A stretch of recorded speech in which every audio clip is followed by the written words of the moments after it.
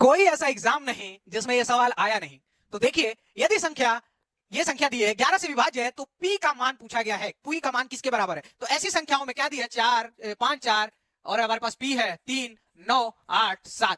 इसको जब 11 से पूछा गया है तो 11 की विभाज्यता का नियम है कि अल्टरनेट का सम है तो दो सम निकलेंगे, उनको माइनस कर देंगे तो हमारे पास 0 या 11 आना चाहिए। तो ठीक है, तो करते हैं सम। तो 5 प्लस p 5 और फिर ये 9 9 5 14 14 7 21 21 प्लस p माइनस 4 4 3 7 7 8 15।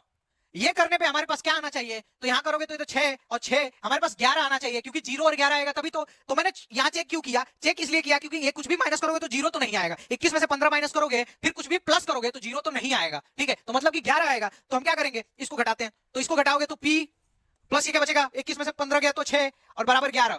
p की वैल्यू अगर पता करनी हो तो 11 माइनस 6, तो हमारे पास p की वैल्यू क्या आ जाएगी? 5। यही अपना आंसर है। घात बड़ी देख के ना बच्चा डर जाता है, पर मैं गारंटी देता हूं ये सवाल ना 5 सेकंड से ज्यादा का नहीं है। देखो कैसे।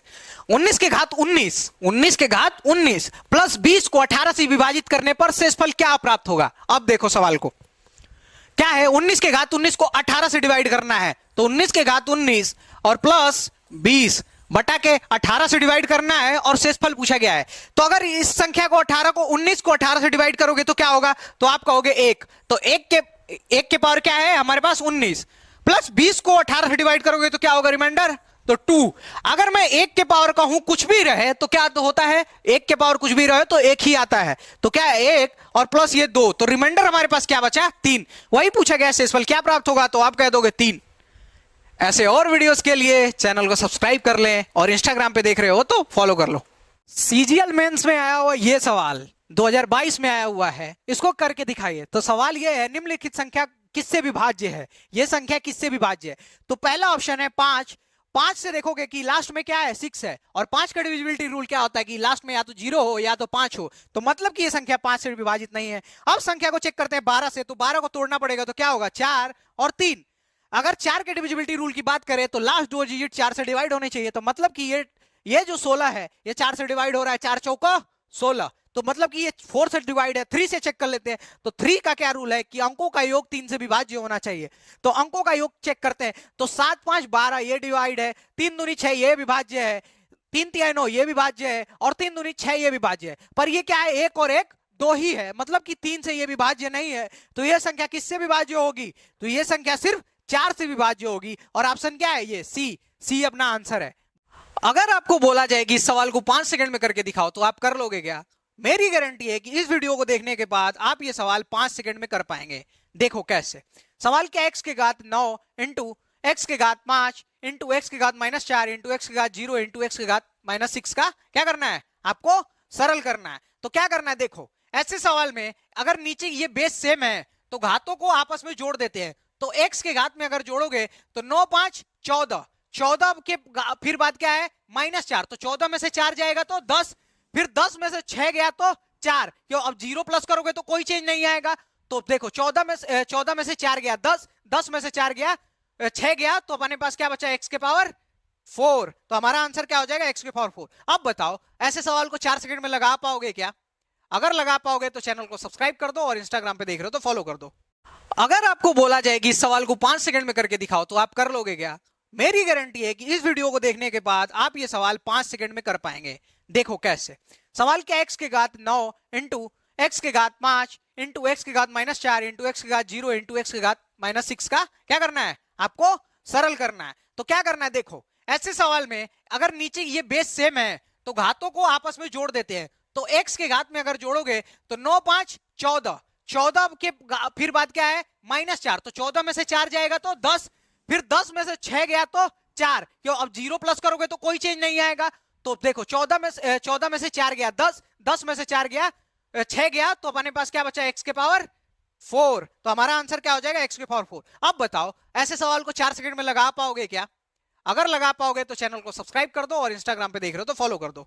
अगर इस धरती पे आपका जन्म हुआ है तो कुछ बड़ा काम करो और अपने माँ बाप का नाम करो, और आओ ये सवाल लगाओ। सवाल क्या है? किसी संख्या को 221 से विभाजित करने पर शेषफल 30 आता है। यदि उसी संख्या को 13 से विभाजित किया जाए तो शेषफल क्या होगा? तो ये सवाल ना मात्र 2 सेकंड का है। इस सवाल में क्या करना है, सिंपल आपको 30 को 13 से डिवाइड करना है। तो आप कहोगे 13 दूनी 26, रिमाइंडर क्या आएगा 4, और वही 4 हमारा आंसर हो जाएगा। एसएससी सीजीएल में आने वाला ये सवाल जब भी आपको दिखे तो इसको कैसे करना है मैं आपको तरीका बताता हूं।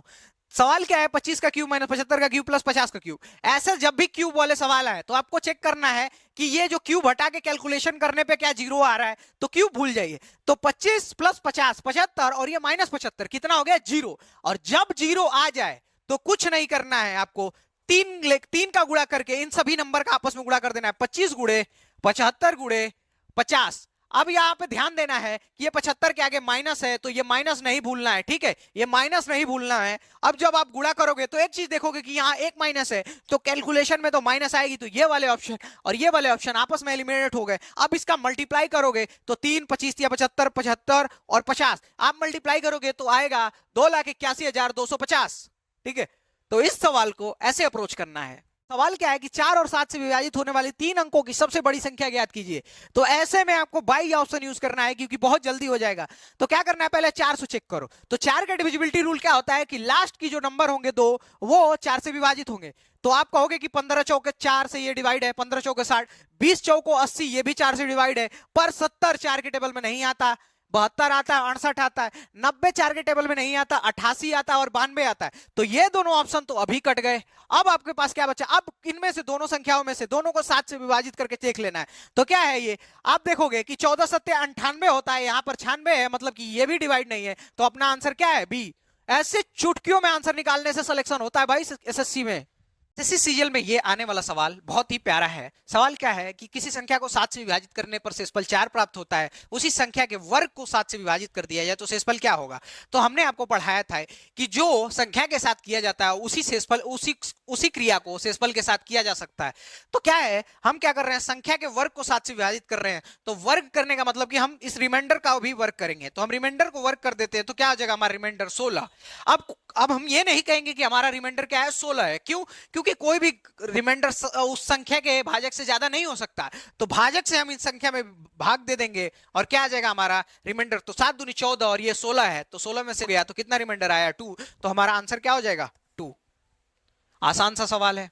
सीजीएल प्रीलिम्स में आने वाला ये सवाल देखिए। सवाल क्या है, यदि x67y 4 अंकीय संख्या है जो 9 से विभाज्य है तो x और y का न्यूनतम मान ज्ञात कीजिए। तो अगर कहीं संख्या 9 से विभाज्य है तो विभाज्यता का नियम क्या होता है कि अंकों का योग भी 9 से विभाज्य होगा। तो 9 से विभाज्य है तो क्या देखते हैं, 6 और 7 6 7 13, हमारे पास क्या आया 13 प्लस x प्लस y। तो x और y का मिनिमम हम क्या मान रख सकते, क्या पूछा गया है, न्यूनतम मान। तो हम मिनिमम क्या मान रख सकते हैं कि वो 18 से विभाज्य हो। तो अगर हम x y की जगह पे 5 रख दे तो 13 5 18 हो जाएगा, और 18 9 से विभाज्य होता है। तो x y का न्यूनतम मान पूछा गया है, तो x y का न्यूनतम मान क्या हो जाएगा, 5। ऐसे सवाल को ऐसे ही करते हैं, और ऐसे सवाल देखने के लिए हमारे चैनल को सब्सक्राइब कर ले।